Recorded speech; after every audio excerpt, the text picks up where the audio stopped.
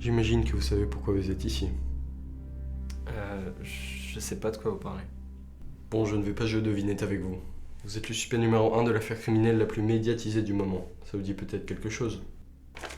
Donc, l'autopsie démontre qu'il est mort aux alentours de 23 heures. Mon équipe et moi recherchons activement la pièce dans laquelle il a été tué. L'arme du crime sont exclues les armes à feu car aucune trace de balle. Et bien évidemment le meurtrier. Vous et 5 autres personnes étaient invitées ce soir-là au manoir. Comprenez-vous donc maintenant la raison de votre venue? N'oubliez pas que vous étiez l'un d'eux, professeur. À votre avis, colonel, quel est le meilleur endroit pour cacher un corps? Que diriez-vous d'un jardin? Un jardin? Oui, un jardin. Peu de gens penseraient à déterrer les fleurs d'un jardin d'une victime décédée, sachant que c'était une chose qu'il chérissait particulièrement. Monsieur Lenoir me parlait souvent de sa passion pour la botanique. Astucieux. Vous aimez lire? C'est vrai qu'un bon polar de temps à autre ne fait pas de mal. Vous êtes donc déjà allé dans la bibliothèque de Monsieur Lenoir. Est-ce que je me trompe? J'admets que je ne m'y suis pas rendu, tout comme je ne me suis pas rendu dans sa véranda. N'avez-vous pas remarqué à cette soirée que Mademoiselle Rose et la victime étaient plutôt proches? Écoutez, je pense surtout que Mademoiselle Rose est proche de pas mal d'hommes, dont vous faites partie, mais ça c'est un autre débat.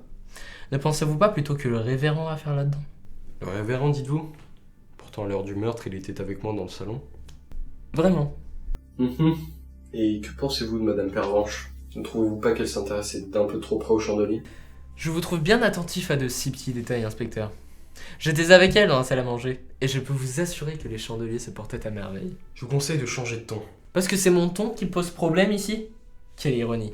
Franchement, se faire interroger par un homme lui-même suspect. C'est à moi qu'on a chargé cette enquête parce que je suis le plus compétent et celui qui en sait probablement le plus sur cette affaire.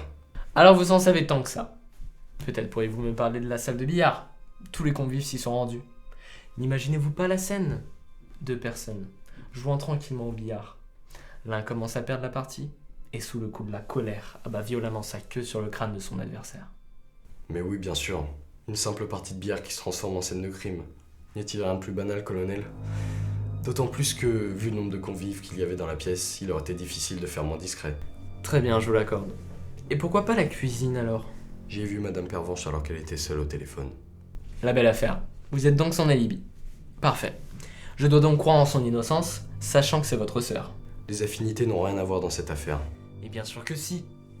Maintenant que vous le dites, vous m'avez peut-être donné la clé de l'énigme. Vous voulez dire que vous savez qui est le coupable?